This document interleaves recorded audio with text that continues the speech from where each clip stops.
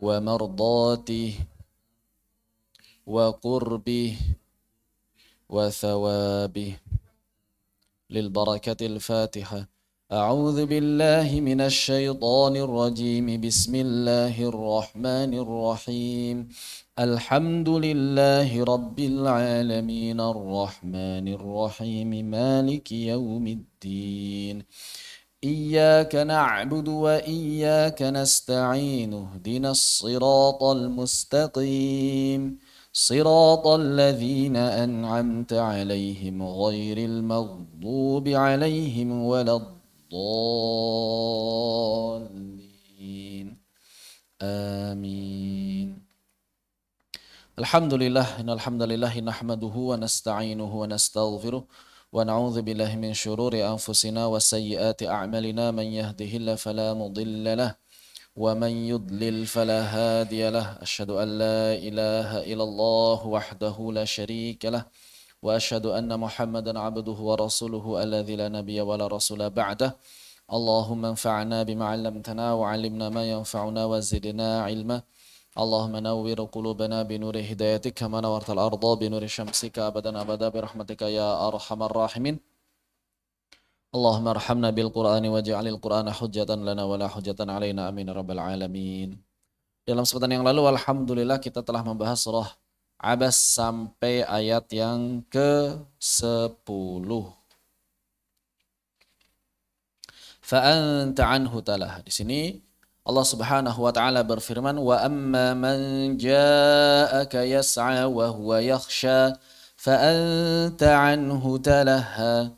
Adalah teguran dari Allah Subhanahu wa taala kepada Nabi Muhammad sallallahu alaihi wasallam disebabkan beliau lebih memprioritaskan orang-orang musyrik yang belum masuk Islam dibandingkan dengan Abdullah bin Umi Maktum yang telah masuk Islam.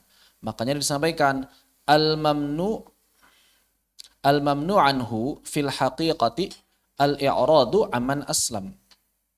Jadi larangan di sini itu sebetulnya berkaitan dengan penolakan. Ketekan.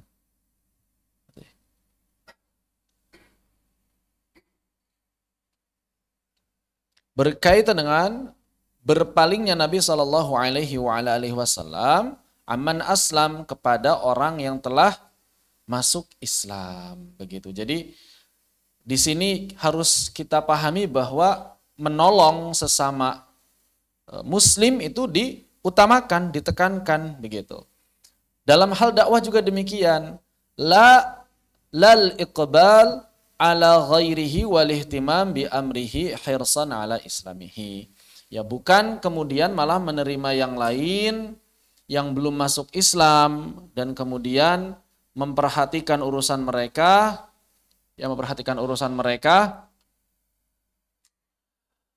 gara-gara kita pengen banget dia itu masuk Islam. Maka di sini jadi pelajaran penting bagi kita ketika kita kemudian semangat berdakwah untuk mengajak orang-orang masuk Islam, jangan sampai justru semangat tersebut mengecewakan kaum muslimin yang sudah Islam.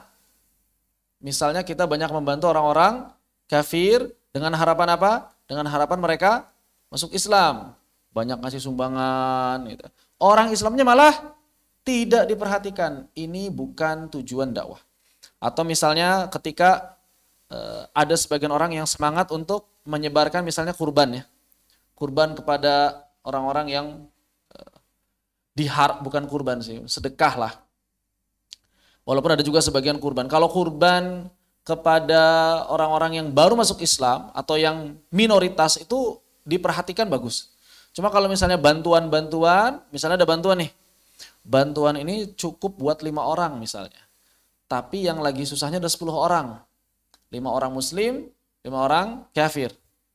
Maka jangan sampai kemudian kita memberikan bantuan kepada orang-orang kafir dengan harapan mereka masuk Islam, akan tetapi kita malah melupakan kaum muslimin.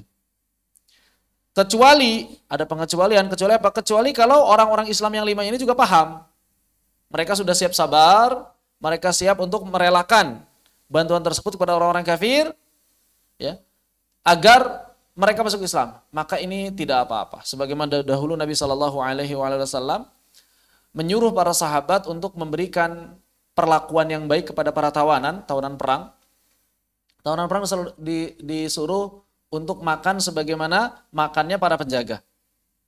Ya, disuruh untuk minum sebagaimana minumnya para penjaga.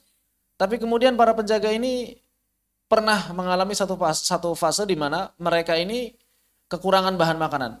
Lalu mereka lebih memprioritaskan para tahanan yang masih kafir, masih musyrik. Subhanallah. Akhirnya mereka banyak masuk Islam. Nah begitu, itu tidak masalah. Karena para penjaganya udah paham, bagian dari dakwah juga. Itu yang dilakukan Hamas kemarin. Yang dilakukan Hamas kemarin ketika membebaskan atau tukar tahanan orang-orang Israel. Jadi Hamas ini menukar tahanan Israel, ngasih apa? Ngasih bingkisan. Kasih bingkisan, ya. Kasih bingkisan, kemudian kasih sertifikat. Kasih sertifikat. Dan ternyata tahanan-tahanan ini banyak yang betah ditahan. Banyak yang betah ditahan.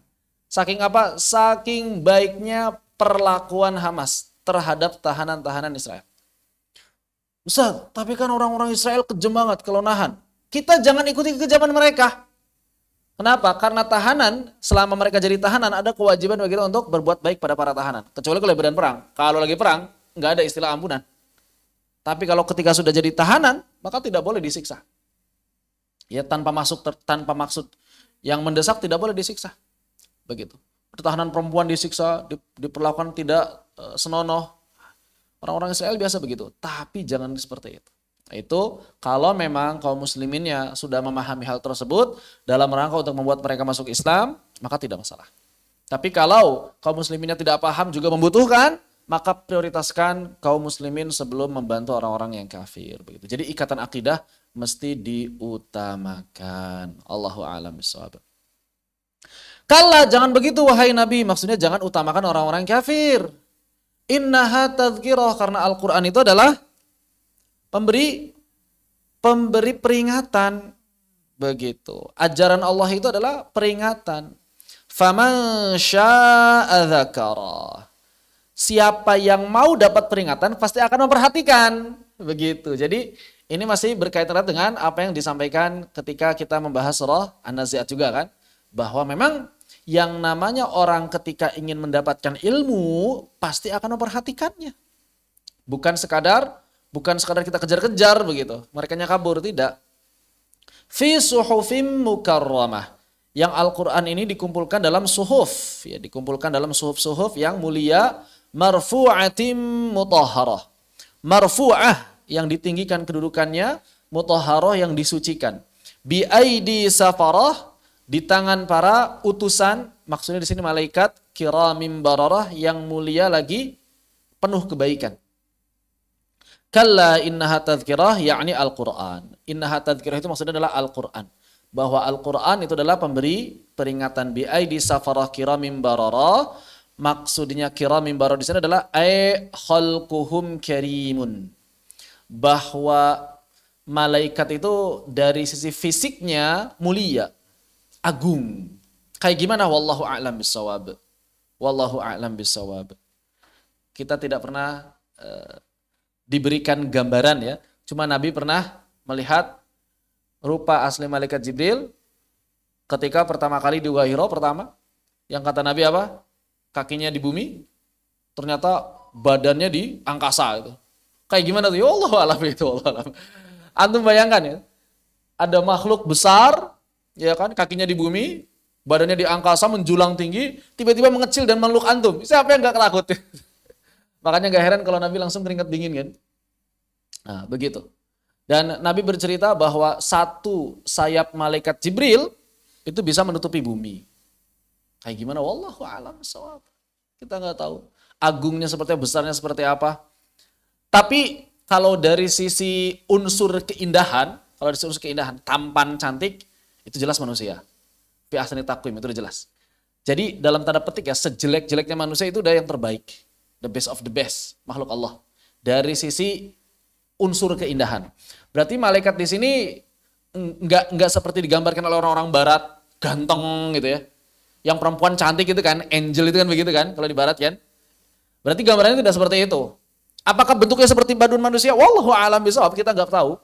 Kita nggak tahu. Yang pasti digambarkan penuh keagungan. Ya, penuh keagungan. Penuh kemuliaan. Begitu. Hasanun syarifun. Ya baik, jadi mulia, itu penuh kemuliaan, keagungan. Tapi indahnya indah berbeda dengan keindahan manusia. Karena manusia fi asni taqim. Di sini malaikat Hasan, oke. Tapi manusia Ahsan.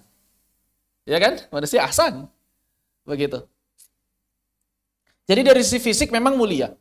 Nah, yang agak kurang fisiknya mungkin jin ya, bangsa jin ya. Nabi menggambarkan itu kan pendek, jin itu kan kepalanya lebih besar daripada badannya. Lebih kecil, lebih pendek daripada manusia. Itu bentuk asli jin itu ya enggak banget ya. Makanya jin kalau ketemu sama manusia enggak berani pakai bentuk asli ya, karena enggak menakutkan gitu. Lucu mungkin bisa gitu ya.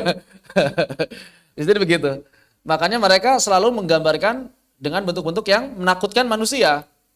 Menakutkan bagi manusia. Supaya apa? Supaya manusia merasa menghormati mereka. Karena mereka kan hina dibandingkan manusia. Kedudukan jin itu di bawah manusia. Begitu. Maka supaya manusia itu menghormati mereka, menakuti mereka, maka mereka memberikan bentuk-bentuk yang bisa membuat manusia takut pada. Padahal kalau bentuk aslinya itu kita nggak akan takut. Gitu. Insya Allah kita nggak akan takut. Paling aneh aja. Ada makhluk begini ya. Ya paling kayak orang tapi lebih kurang dikit gitu ya dari si fisik begitulah. Allahu a'lam bishawab. Ala kulli hal, itulah ciptaan Allah semuanya yang telah disesuaikan dengan ya ala qudratih gitu. Allah Subhanahu wa taala udah ngatur kadar semuanya. Kemudian yang penting disampaikan juga kiramin bararah bermakna wa akhlaquhum wa afaluhum barah, tahirah, kamilah. Bahwa akhlak mereka, akhlak para malaikat, perbuatan-perbuatan malaikat itu baratun tahiratun kamilah. Masya Allah. Perbuatan malaikat akhlak itu akhlak yang baik, akhlak yang suci, akhlak yang sempurna. Nah, di sini menarik Ibnu Katsir. Beliau mengambil kesimpulan, wa min hahuna, maka dari sini, perhatikan di sini malaikat yang apa di sini? Ba'aidi safarah, yang menanggung Al-Qur'an itu digambarkan sebagai kiramin bararah. Fisiknya baik, akhlaknya juga baik. Wa min hahuna, maka dari sini yambaghi lihamilil Qur'ani, maka sudah sepatutnya kepada siapa saja yang ingin menjadi hamilul Qur'an, para hamilul Qur'an, para aktivis-aktivis Al-Qur'an, para penghafal Al-Qur'an, para pengajar Al-Qur'an, ayyakuna, hendaknya menjadikan fi af'alihi, dalam perbuatannya, wa aqwalihi, dan dalam perkataannya, ala sadadi war rasyad, senantiasa dalam kebaikan dan petunjuk atau kedewasaan. Jadi enggak kayak anak-anak, enggak kayak orang safih. Safih itu bodoh, safih lawannya rasyad.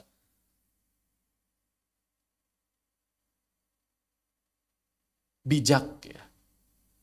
Termasuk kalau kita lihat dari sisi penampilan, karena kan malaikat digambarkan tadi apa? Hasanun syarifun. Maka demikian pula sebagaimana telah kita kaji dalam kitab Tibyan, bahwa di antara akhlak yang harus ditampilkan oleh para hamilul Quran adalah menjaga penampilan. Enggak mesti harus pakai baju bagus, enggak mesti harus pakai pakaian yang bagus, sepatu bagus, tas bagus, enggak. Tapi jaga penampilan supaya tetap bersih, resik, wangi. Ini penting. Rapih. Rambut panjang boleh nggak apa-apa. Nabi juga rambut panjang, tapi rapikan. Jenggot panjang nggak apa-apa, rapikan juga. Sehingga orang itu melihat senang.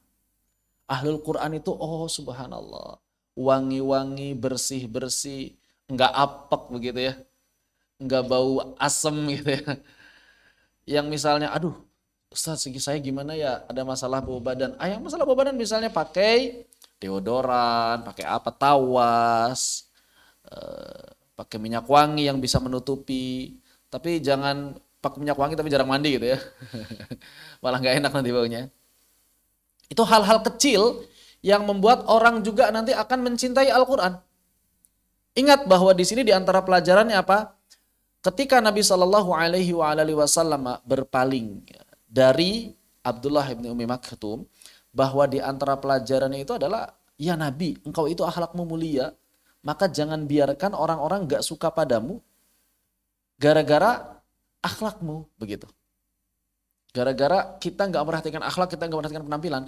Islam itu mulia, Al-Quran itu mulia. Jangan sampai orang nggak mau belajar Al-Quran, gara-gara kitanya, pengajar Al-Quran itu nggak menampilkan sosok pengajar Al-Quran. Kelihatannya aja udah, pengajar Al-Quran kayak gini amat ya. Nah, kira-kira begitulah. Ya, pakai jeans, kaos bolong-bolong, pakai gelang. Enggak, pengajar Al-Quran gini. Kalau misalnya dakwahnya di tengah-tengah anak pang gitu ya, terus kitanya ke sana nggak masalah. Tapi ketika kita jadi pengajar guru di depan, ya jangan begitu penampilannya, sesuaikan. Apalagi khotib gitu misalnya, khutbah Jumat, masa nggak mungkin kan kayak gitu. Ya. Jadi disesuaikan, ada tempatnya masing-masing, begitu. Orang yang wajahnya biasa-biasa dapat dipandang sedap ya, di mata orang lain kalau misalnya tersenyum, enggak marah-marah tapi ramah gitu kan. Ya tadi kemudian pakaiannya mungkin biasa tapi enggak lusuh begitu. Ya begitu ya. Enggak mesti harus disetrika banyak-banyak sebenarnya. Asal rapi, wangi, orang itu udah senang. Tutur katanya lembut misalnya begitu. Ya sudah senang insya Allah. Begitu. Ya, demikian. Ini penting untuk kita perhatikan. Dan tentu saja yang lebih penting dari itu semuanya adalah af'al dan aqwalnya, perbuatan dan perkataan kita mesti selalu di atas as-sadad wa rasyad, di atas kebenaran dan juga kedewasaan. Begitu. Demikian. Wallahu a'lam bissawab. Baik. Kemudian Allah Subhanahu wa taala berfirman, kiramin bararah, qutilal insanu ma akfarah. Maka celakalah manusia ma akfarah, betapa kufurnya dia. Maka kebanyakan manusia di sini menggambarkan bagaimana kebanyakan manusia itu kufur. Kufur apa terutama? Kufur nikmat. Terutama kufur nikmat. Jadi di sini ma akfarah di sini kebanyakan ulama mengatakan adalah berkaitan dengan kufur nikmat. Tidak mesti kufur keluar dari Islam, tapi kufur nikmat. Makanya Allah mengaitkan dengan apa? Mengaitkan dengan penciptaan manusia. Bahwa manusia itu hina. Min aisyain khalaqah. Jadi kalian kok pada kufur sih, nggak pada mau bersyukur. Min aisyain khalaqah. Padahal dari apa kalian itu diciptakan begitu? Kurang lebih begitu. Kalian itu nggak tahu asal-usul kalian ya. Kurang lebih Allah ingin menyindir kita seperti itu. Min nutfatin khalaqahu faqaddara. Padahal kalian itu diciptakan dari nutfah. Dari nutfah, dari sari yang apa?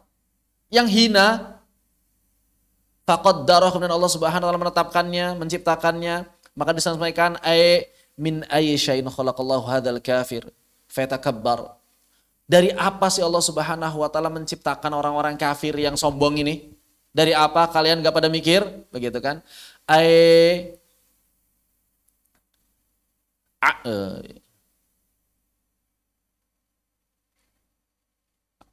Apa ini? Ajaba yu'jibu. I'jabu li khalqih. Jadi apa pertanyaan yang tidak butuh jawaban gitulah, gampangnya begitu. Apa kalau dalam bahasa Indonesia? Pertanyaan retoris. Pertanyaan retoris. Min nutfatin min ma'in yasirin muhin. Masya Allah. Diciptakan dari apa? Dari air yang sedikit. Mahin. Hina. Jamad khalqih. Yang apa? Yang kemudian dalam ciptaan itu menjadi keras, membeku. Begitu. Falima yaghlitu fi nafsih. Kenapa kemudian dia menjadi ghalat? Apa ghalat itu? Error. Kenapa dia kemudian membuat error dirinya? Nah ini ketika kemudian kita sudah paham bahwa kita diciptakan itu bukan dari sesuatu yang baik, bukan dari sesuatu yang beda. Malaikat diciptakan dari apa? Dari cahaya. Kita diciptakan dari air yang kecil, yang sedikit. Tetesan-tetesan air mani. Hina enggak? Hina.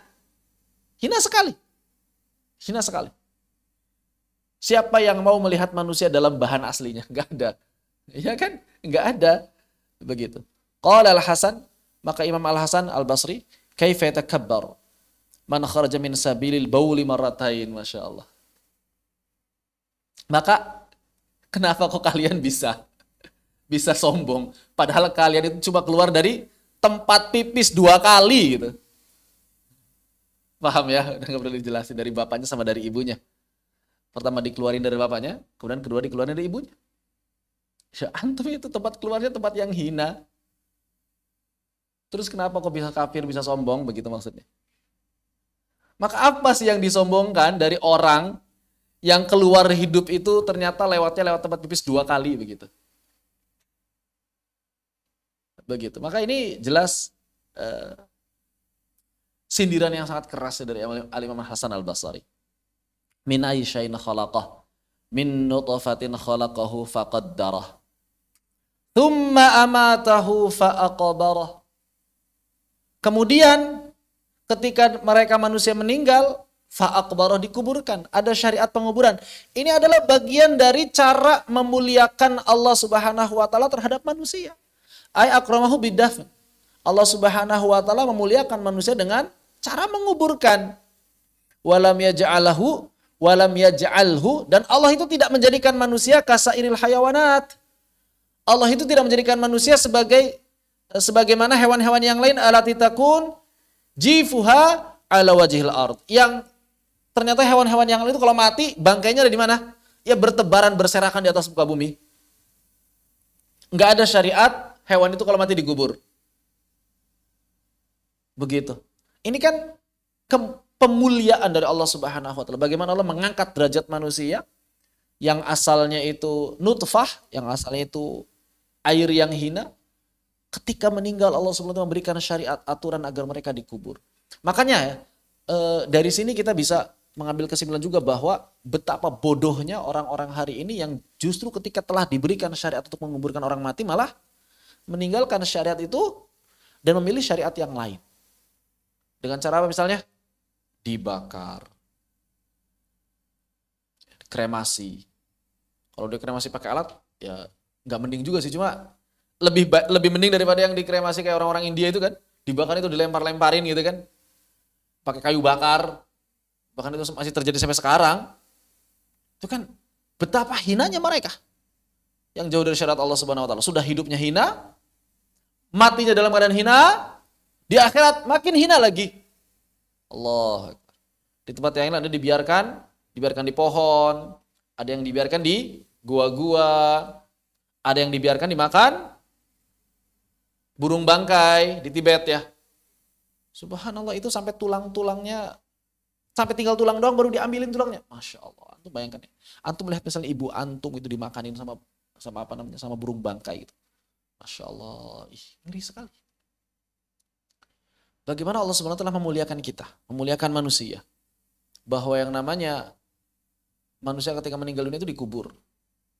Dan ini bagi orang-orang yang waras ya, bahasa begitu. Bagi orang berakal itu pasti akan lebih memilih untuk menguburkan manusia dibandingkan harus menggunakan cara-cara yang lain dalam menyelesaikan persoalan manusia yang meninggal dunia.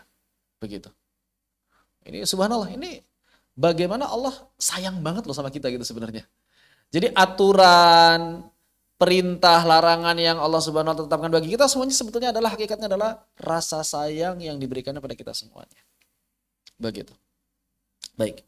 Kemudian Allah juga tafsir yang lain dari firman Allah yang sama, min aisyan khalaqah min fatin khalaqah faqadarah tsumma as-sabila yasarah tsumma amatahu faqbarah faqad arifa bihadza anna awwalal insani nutfatun madhiratun. Kita bisa mengetahui dari sini bahwa ternyata awal penciptaan manusia itu berasal dari apa? Nutfah yang hina. Wa akhiruhu, dan akhirnya adalah jifah qadharah. Apa qadharah? Ya sama aja. Jifah itu bangkai, qadharah juga hina sama.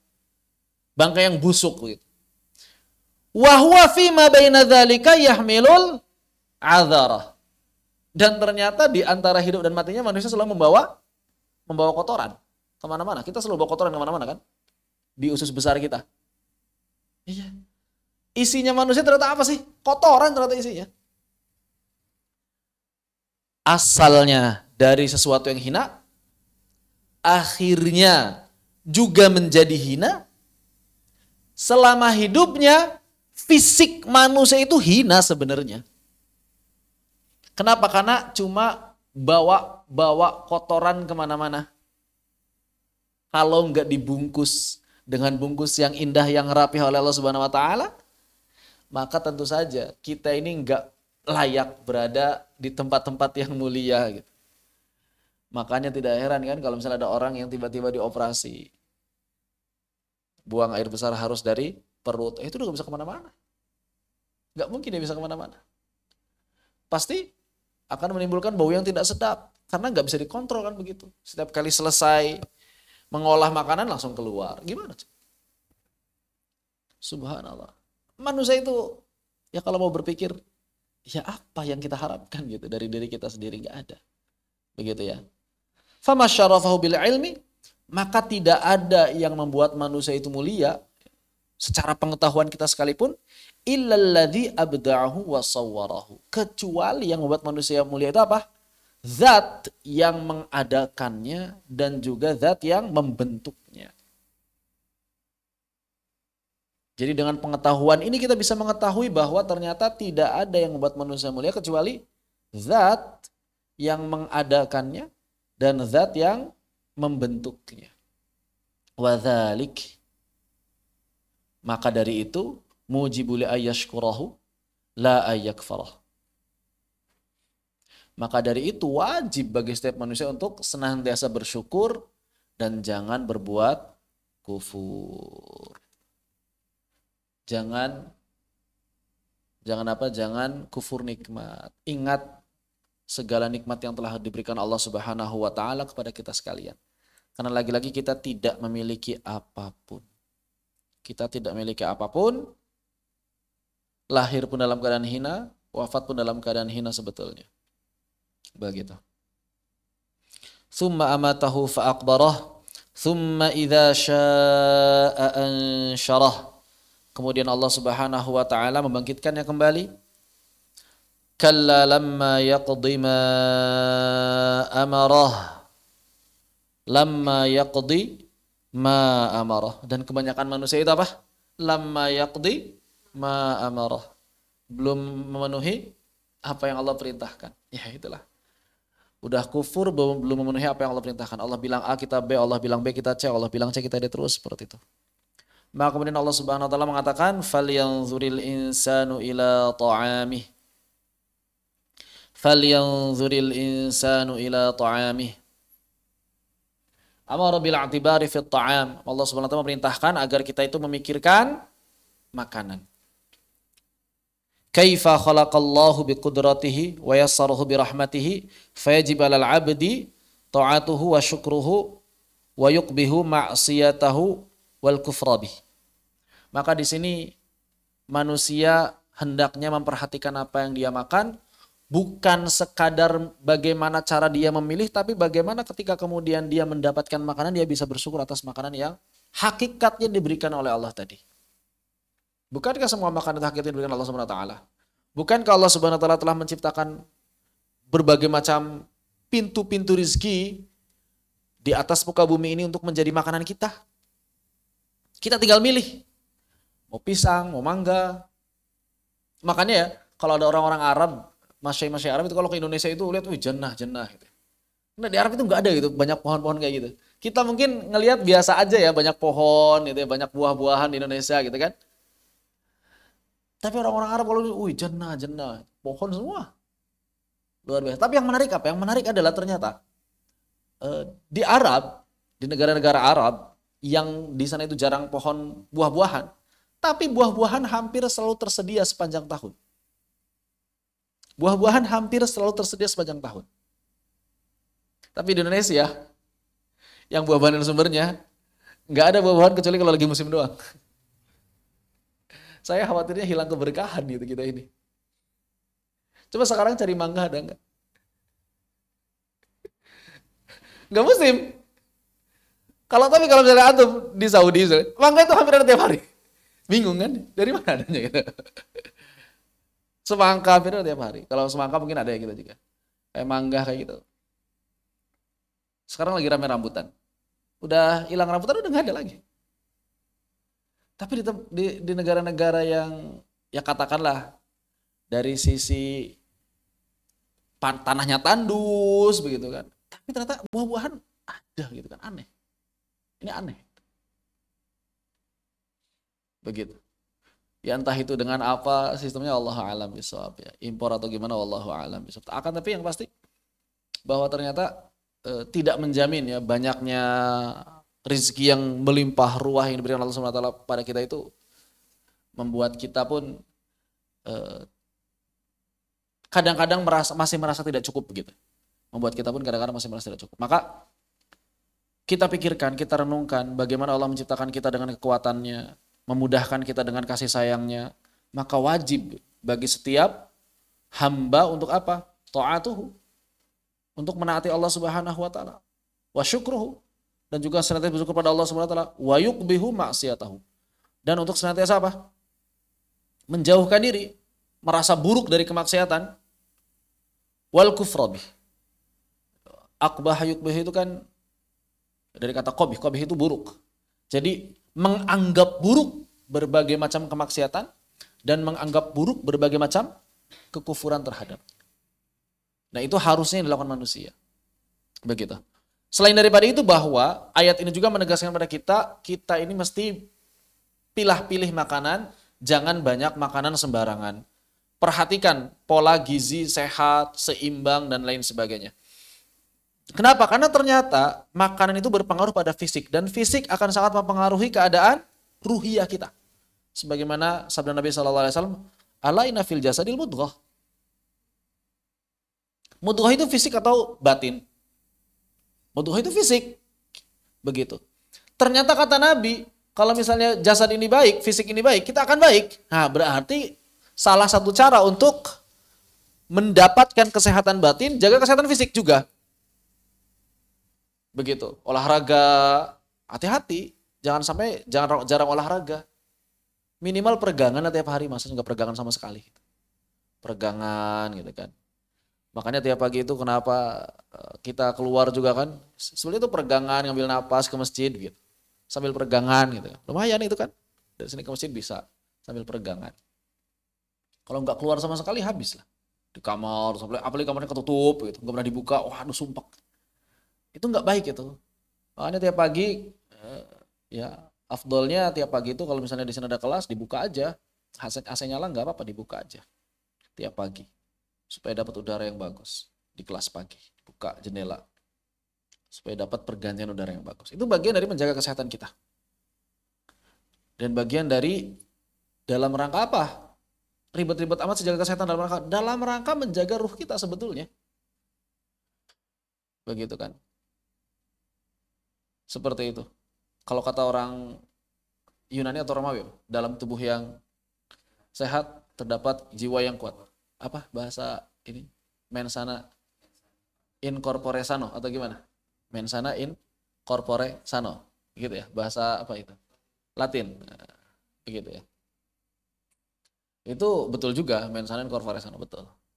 Tapi enggak cuma itu kalau dalam Islam. Jiwa yang kuat enggak cuma ditunjang oleh fisik, tapi juga oleh hal-hal lain seperti ibadah, ya, zikir, dan lain sebagainya. Begitu. Tapi betul, itu salah satunya. Salah satu yang menunjang kesehatan jiwa kita. Ya, salah satu yang menunjang kesehatan jiwa kita. Maka hati-hati makanan. Jangan sampai banyak makanan-makanan yang tidak sehat. Bukan tidak boleh sebetulnya makan makanan yang enak ya.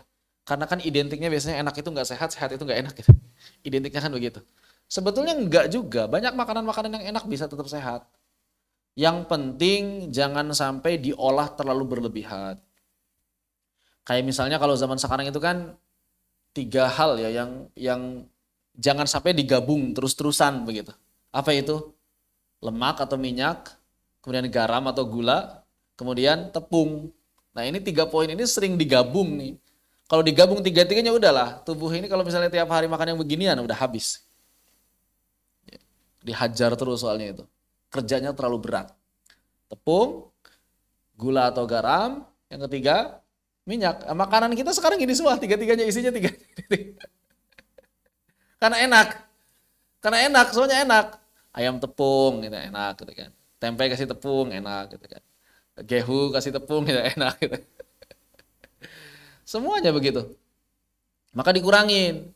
Biasanya 3, ya sekarang berarti nggak pakai tepung deh, kan gitu. Kurangin aja. Oh berarti kalau misalnya mau goreng tempe nggak usah kasih tepung. Cukup tempe sama garam udah selesai. Ya begitu, nguranginnya caranya. Kalau misalnya udah kebanyakan garam, dikurangin coba dikit-dikit garamnya. Walaupun mungkin agak lidah nggak terbiasa gitu. Karena memang lidah kita ini sering dilatih untuk merasakan rasa-rasa yang tajam. Kalau biasa-biasa hambar kerasanya. Makanya kalau anak-anak sebetulnya jangan banyak kasih yang makanan berasa gitu, supaya nggak terbiasa dengan banyak rasa sebetulnya. Nggak bagus.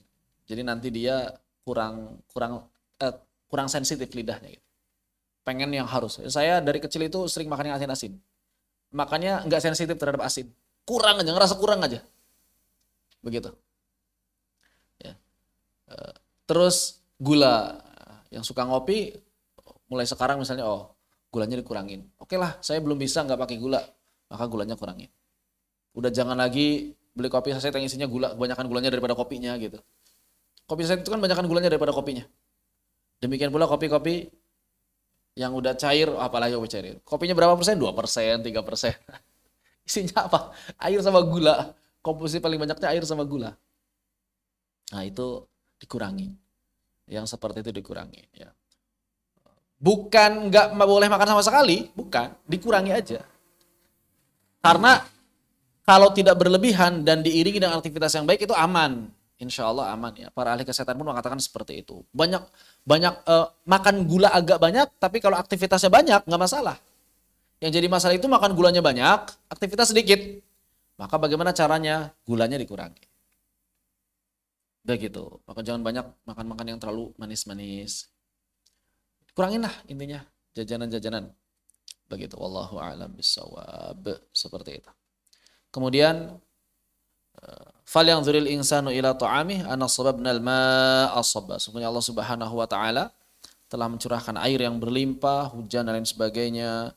Tsumma syaqaqnal arda syaqqa. Kemudian Allah Subhanahu wa taala bagaimana memecah bumi itu dengan sebaik-baiknya, dalam artian membentuk ya. Syaqaq di sini membentuk bumi dengan sebaik-baiknya sehingga bisa ditumbuhi berbagai macam tanaman begitu kan. Kemudian fa'ambatna fiha habana. Ketika bumi itu dipecah, maka tumbuhlah tanaman-tanaman. Bahkan betapa banyak tanaman yang tumbuh di atas muka bumi ini tanpa campur tangan manusia. Ya kan? Tanpa campur tangan manusia. Enggak sengaja ditanam oleh manusia, jadi begitu. Apalagi Indonesia gitu kan, tanah kita. Subhanallah. Ngelempar biji-bijian aja jadi. Itu luar biasa tanah kita ini, udah luar biasa. Surga itu. Fa'ambatna fiha habba wa 'inaba wa qadba, sayur-sayuran dan buah-buahan, wa zaituna wa nakhla, zaitun dan nakhl, wa hadaiqa ghulba, kebun-kebun yang banyak ini Indonesia banget tuh, wa hadaiqa ghulba, wa fakihatan wa abba, buah-buahan rumputan Indonesia banget juga. Mata'an lakum wa li'anamikum, yang semuanya ditujukan, disediakan bagi kalian. Wa li'an'amikum, dan juga bagi hewan ternak kalian. Subhanallah. Allah sudah mempersiapkan semuanya bagi kita ternyata. Begitu.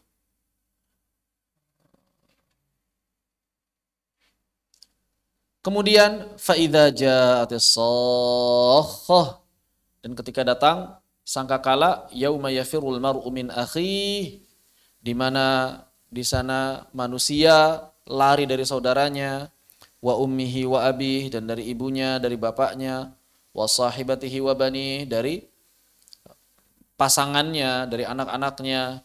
Likulli imri'im minhum yawma idzin sya'nun yughni.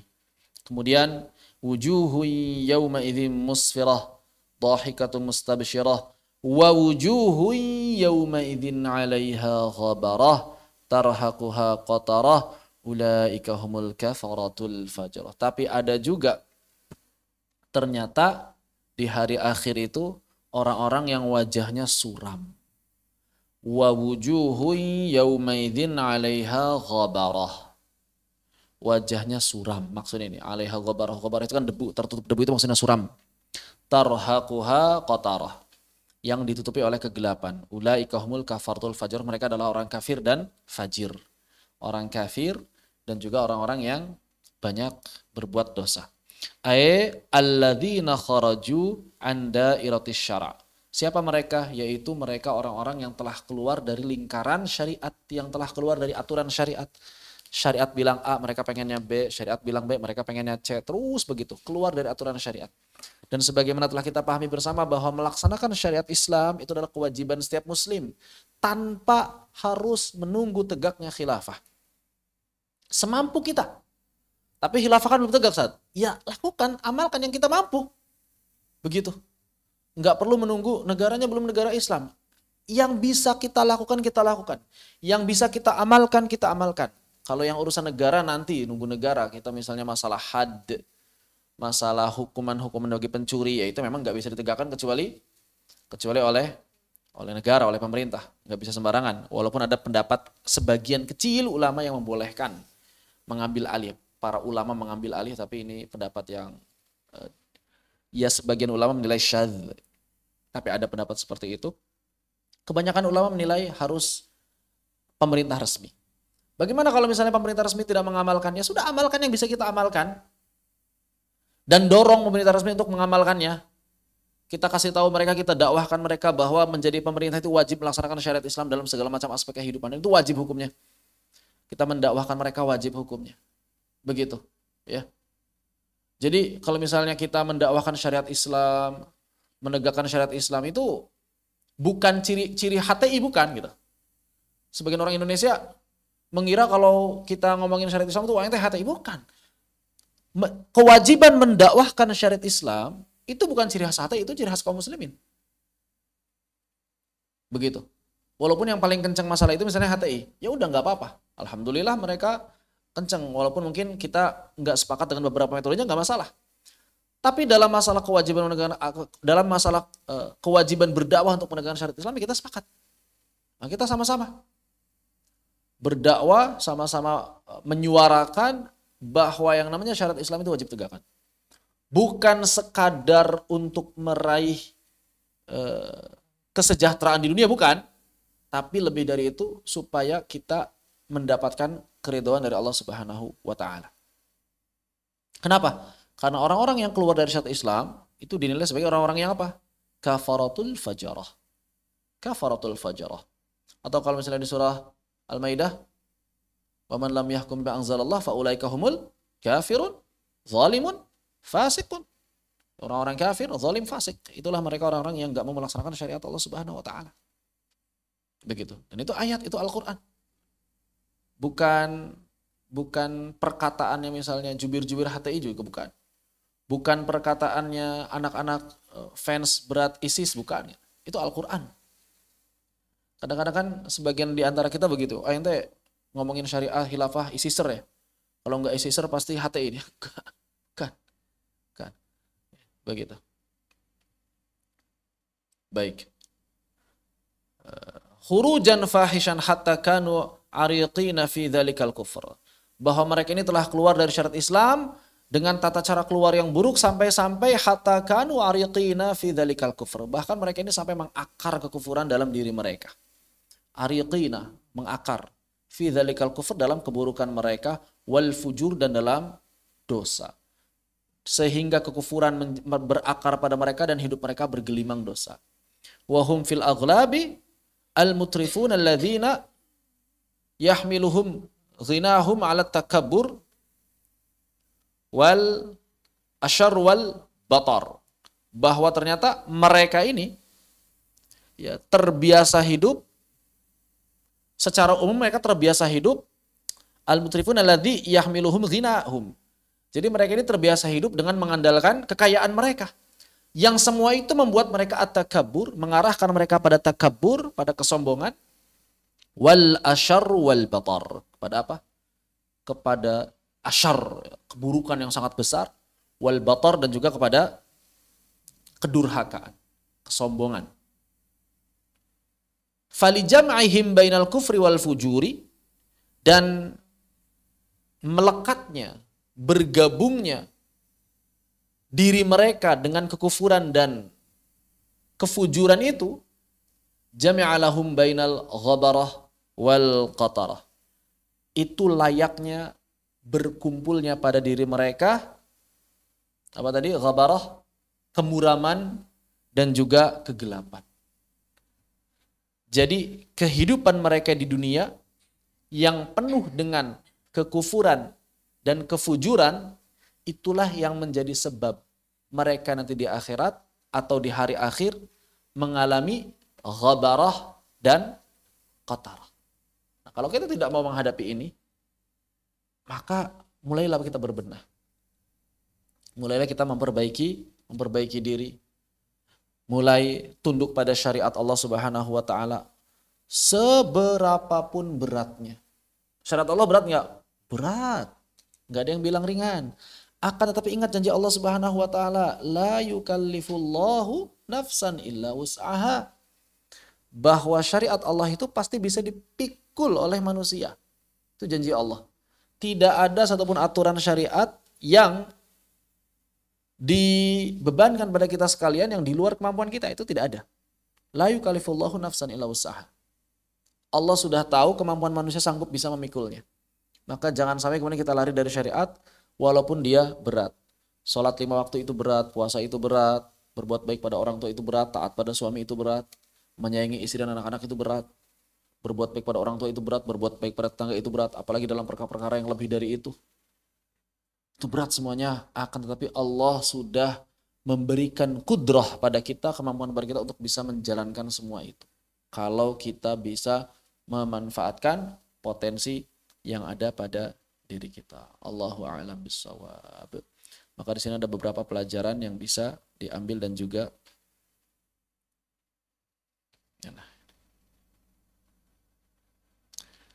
al-amal bil ayat.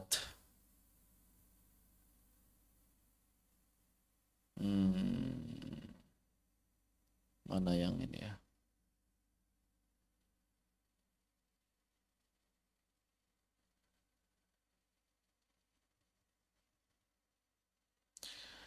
Nomor 3 nih kali. Yang paling memungkinkan nomor 3 aja ya amalnya. Ikhtar wahidan min asnafi ta'amik al-yawm wa ta'amal khalaqallahu lahu min bidayatihi ila an wasalak. Summa ihmadillahi ta'ala. Pilih satu aja makanan yang biasa kamu makan. Satu aja yang makanan yang biasa kamu makan. Kemudian coba berinteraksi dengan makanan tersebut. Maksudnya apa? Pikirkan, renungkan. Bahwa makanan ini bisa sampai pada kita, itu gimana? Coba pikirkan. Misalnya nasi. Nah, nasi bisa sampai pada kita, itu gimana? Dari mulai penciptaan, benihnya, para petani nanamnya, kemudian ada yang masaknya, sampai kepada kita itu gimana? Lalu kemudian bersyukurlah pada Allah Subhanahu wa taala. Lalu kemudian bersyukurlah pada Allah Subhanahu wa taala. Summa ihmadillahi ta'ala. Kemudian pujilah Allah Subhanahu wa taala akan itu semuanya. Kalaupun ada campur tangan petani di sana, kan kalau Allah menghendaki ada hama, hama. Tapi ketika Allah Subhanahu wa taala menghendaki dia subur, subur. Nah, itu satu aja nih, amalnya satu aja coba. Ya, mulai sekarang kalau melihat makanan langsung pikirkan, oh ini makanan itu berharga. Disiapkan oleh Allah Subhanahu wa taala dengan berbagai macam proses yang rumitnya sehingga sampai kepada kita. Subhanallah. Begitu. Pelajaran-pelajaran ini ya intinya sudah disampaikan semuanya. Wallahu taala a'lam. Demikian yang bisa disampaikan kesempatan kali ini, insyaallah pekan yang akan datang kita maju ke surah berikutnya. Kalau untuk lebih detail, lebih panjang, jelas harus buka kitab-kitab yang lebih tebal ya. Demikian. Wallahu a'lam. Ada yang didiskusikan, dipersilakan.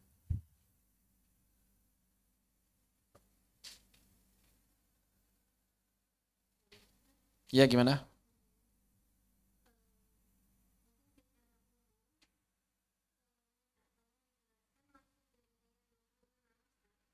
Yang mana yang 26?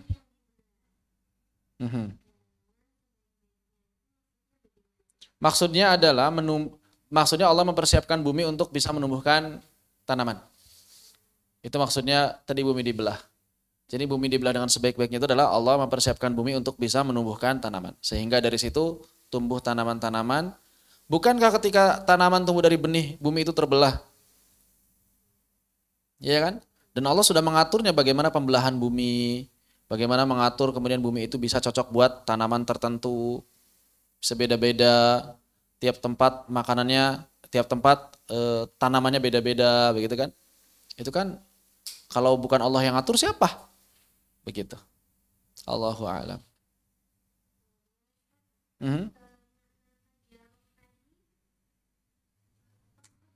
Fajar itu fujur. Fajir itu fasik, pendosa.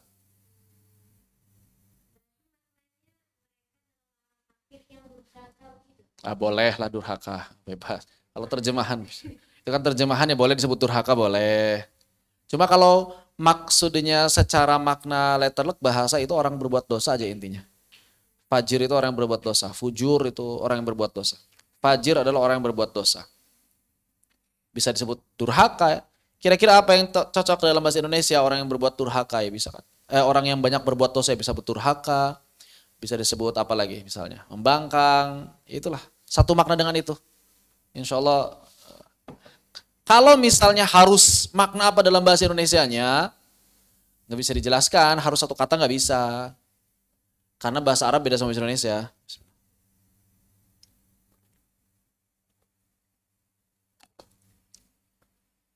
Jadi fajir itu adalah orang yang suka berbuat dosa. Intinya di situ.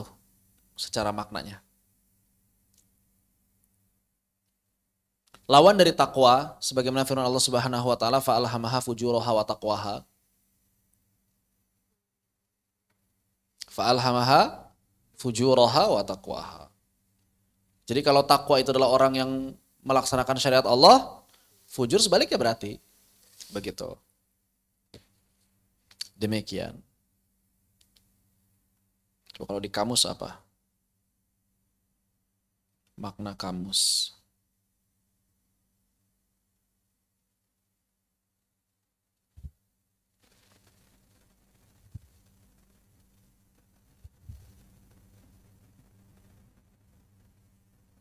Apa makna kamus?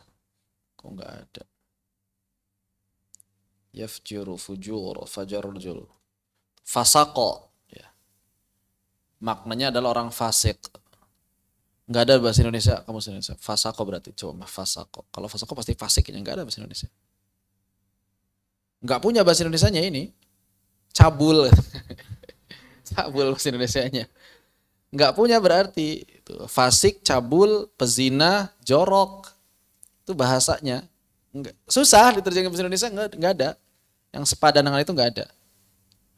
Ya perbuatan zina itu salah satu perbuatan fajir, betul. Perbuatan fujur. Jadi gampangnya fujur itu lawan dari takwa.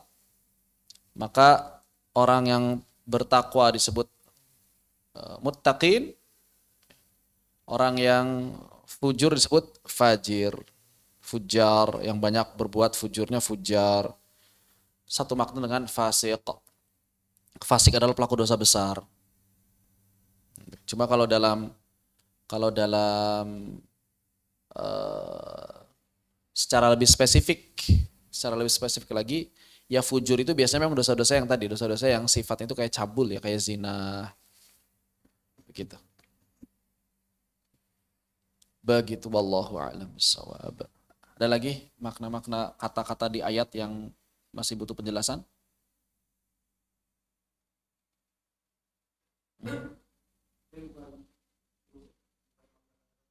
Apa?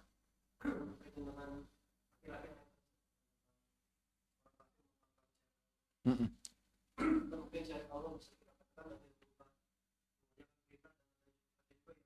Larangan.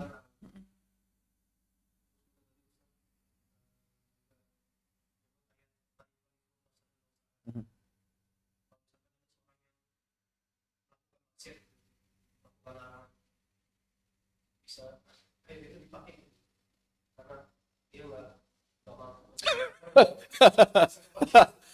itu mah itu mah asal nyemot ayat ya. Ada orang misalnya, kenapa ente maksiat? Karena saya nggak mampu.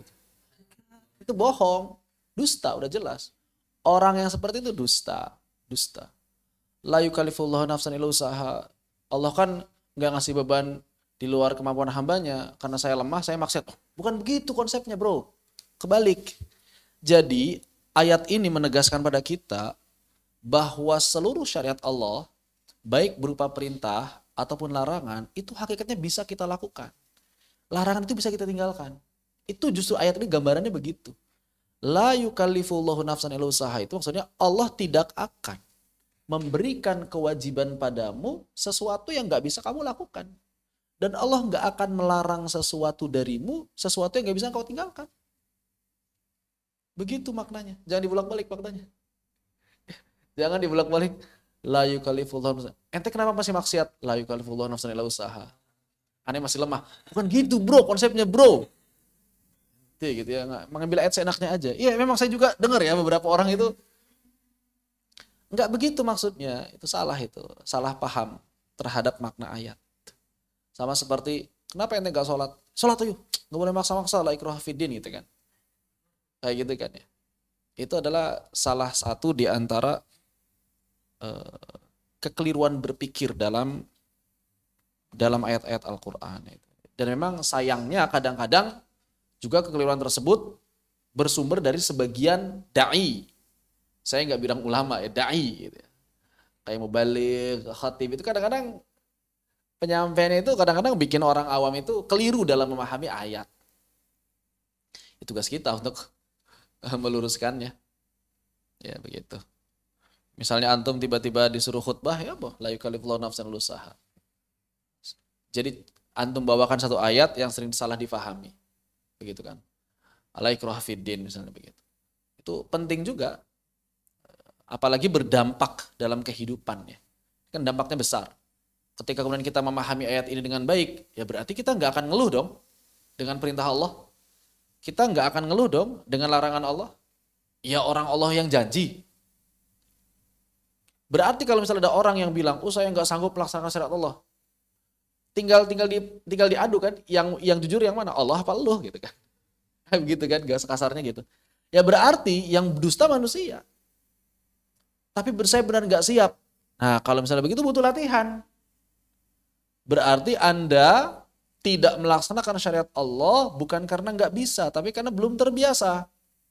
Apa yang harus dilakukan? Latihan.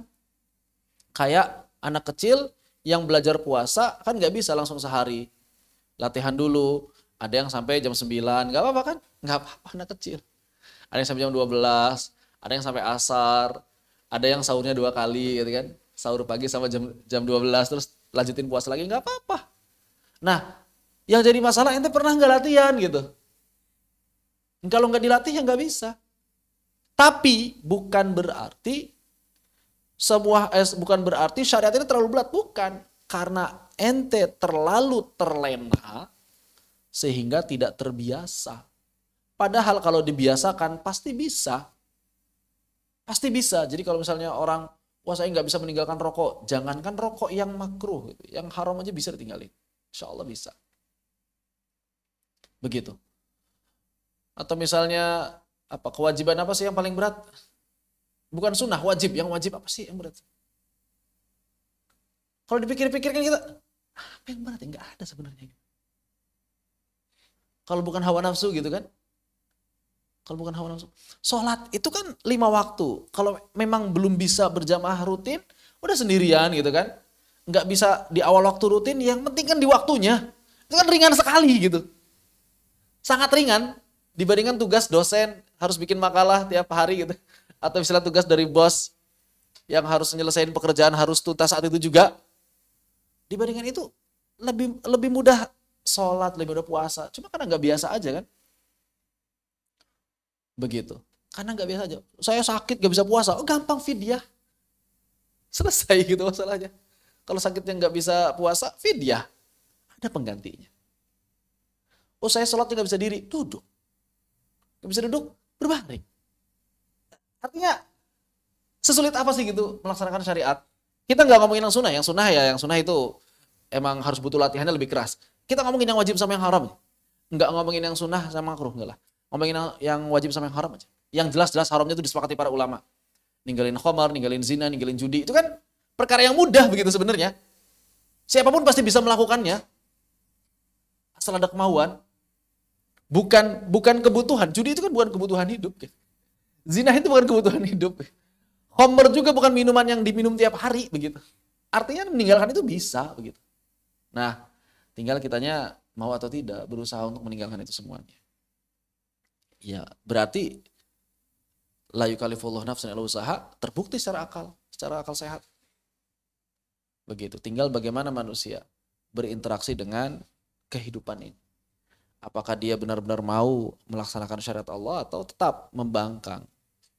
Begitu. Ya, jadi jangan dibalik. Allah tidak memberikan beban di luar kemampuan hambanya, saya belum mampu, saya boleh maksiat. Bukan begitu konsepnya. Ya, jangan dibolak-balik. Atau misalnya kata munafik. Orang-orang zaman sekarang itu tidak memahami kata munafik dengan baik. Ketika ada orang ingin berbuat baik disebut munafik. Ini aneh. Gimana caranya? Kok berbuat baik disebut munafik? Ente munafik ente. Bukan munafik. Tapi ente suka kan? Gitu. Misalnya apa? Nonton porno misalnya gitu ya. Saya nggak mau Munafik ente padahal suka. Saya suka. Saya bukan nggak suka. Saya suka banget. Cuma Allah ngelarang. Kalau misalnya saya nggak suka, saya nggak normal. Gitu kan? Karena saya normal, saya suka. Tapi Allah ngelarang, bukan munafik. Ente kayak paling kalau sendirian lihat, seenggaknya di depan orang enggak, karena saya masih punya rasa malu gitu. Begitu kan? Karena rasa malu bagian dari iman. Makanya para ulama mengatakan, kalau misalnya ada orang yang masih bermaksiat dalam kesendirian, tapi dalam terang-terangan tidak bermaksiat, itu bukan munafik sebetulnya. Enggak langsung bisa divonis munafik. Yang benar dia masih punya rasa malu. Enggak mau maksiat terang-terangan. Dan itu sudah kebaikan. Nanti tinggal dilatih. Jangan maksiat ketika sendirian. Jadi enggak bisa langsung divonis munafik. Ya, begitu. Wallahu a'lam. Sekarang munafik itu adalah ketidaksesuaian antara hati dengan perbuatan. Dengan perkataan. Tapi selama dia mengaku salah, selama dia berusaha meninggalkan kemaksiatan dalam kesendirian, itu enggak bisa divonis munafik. Nah, begitu. Apalagi misalnya, zaman sekarang itu ngeri lah ya. Banyak yang dibulak-balik itu, kalimat-kalimat dibulak-balik itu banyak sekali. Rajin agama sedikit, mabuk agama gitu kan bilangnya. Rajin sholat sedikit, mabuk agama. Ngomongin Islam di mana-mana, sok suci, bahasa-bahasa yang kotor, bahasa-bahasa yang jelek. Ya memang berat gitu ya, memang berat. Tapi kalau itu semuanya dijalin dengan baik, insya Allah balasannya bukan lagi setimpal gitu ya, balasannya jauh lebih baik di hadapan Allah Subhanahu wa taala. Begitu. Wallahu a'lam. Ya. Boleh silakan.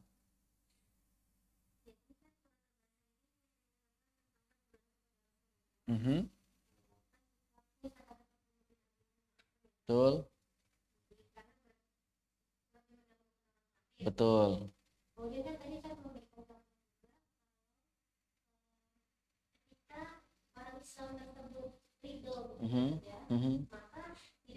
Betul. Allah nggak lagi negur Abdullah bin Umi Maktum. Allah lagi negurnya Nabi. Paham nggak maksudnya? Konteksnya Allah nggak lagi nyuruh Abdullah bin Umi Maktum untuk ridho terhadap perbuatan tersebut, enggak. Konteks terhadap Nabi. Kenapa? Karena Nabi itu icon. Icon agama itu siapa? Nabi atau Abdullah bin Umi Maktum? Icon agama kita siapa? Abdullah bin Umi Maktum atau Nabi?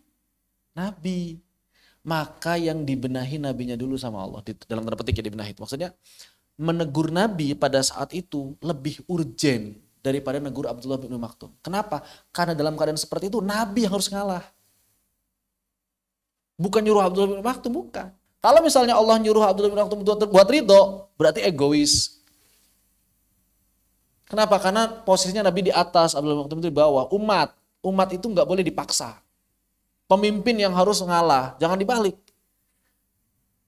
Kita kan misalnya begini ya, kita itu harus bisa menerima apapun keadaan pemimpin, misalnya begitu kan.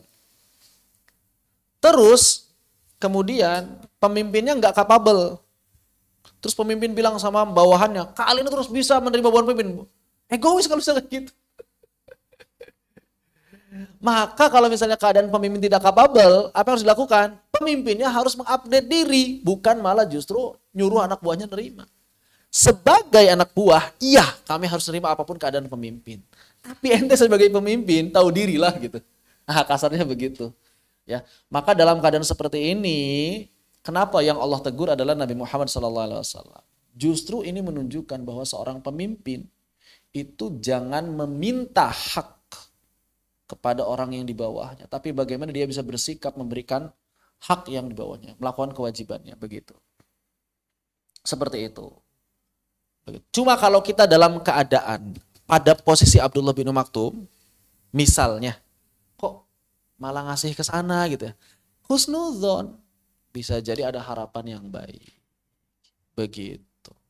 Berarti saya harus ridho, saya harus rela. Begitu ya. Cuma fokus ayatnya nggak di situ. Fokus ayatnya adalah bagaimana sikap seorang pemimpin, bagaimana sikap seorang icon, bagaimana sikap seorang mengayomi umatnya itu harusnya seperti apa. Konteksnya di situ ya. Begitu. Wallahu a'lam bishawab. Jadi jangan lagi. Masa Nabi kemudian, ente tuh harusnya ridho. Itu namanya pemimpin yang egois kalau gitu. Ya nggak begitu ya. Seperti itu. Iya, itu kan dalam konteks kalau dalam keadaannya seperti itu, kalau misalnya ridho, saya nggak bilang wajib ridho. Saya nggak bilang wajib ridho. Kalau keadaannya ternyata kaum musliminnya sudah ridho, aman, ya nggak apa-apa bagi pemimpin. Pemimpin udah paham nih. Oh ini mah aman lah, nggak dikasih juga. Saya ngasihnya ke ini aja, nggak masalah kalau begitu. Tapi pemimpin dulu yang harus dikasih tahu. Bukan bawahannya dulu begitu. Ya. Begitu. Allahu a'lam. Demikian. Baik, ada yang tanyakan kembali? Cukup? Apabila demikian kita akhiri sampai di sini, mudah-mudahan bermanfaat dan bisa kita amalkan. Ingat tadi PR-nya apa? Amalnya apa? PR amalnya? Memilih salah satu jenis makanan untuk kita renungkan ya. Kita renungkan lalu kemudian kita memuji Allah Subhanahu wa taala, bersyukur pada Allah Subhanahu wa taala atas makanan itu. Dan kalau bisa bukan cuma sehari 2 kali tapi selamanya. Setiap kali kita melihat makanan. Begitu. Fanaktahi bihadza walhamdulillahirabbil alamin. Subhanakallahumma bihamdika asyhadu an la ilaha illa anta astaghfiruka wa atubu ilaik. Allahumma shalli afdhala salatina ala asadi makhluqatika sayyidina Muhammad wa ala alihi wa sahbihi wa sallim adada ma'lumatika wa midada kalimatika kullama dzakaraka dzakiruna wa ghafala an dzikrihil ghafilun. Bismillahirrahmanirrahim. Wal 'asr innal insana lafi khusr illa alladhina amanu wa 'amilus solihati wa tawassaw bil haqqi wa tawassaw bis sabr. Assalamualaikum warahmatullahi wabarakatuh. Waalaikumsalam warahmatullahi wabarakatuh. Barakallahu fiik. Wa fikum barakallah. Wa jazakumullahu khairan.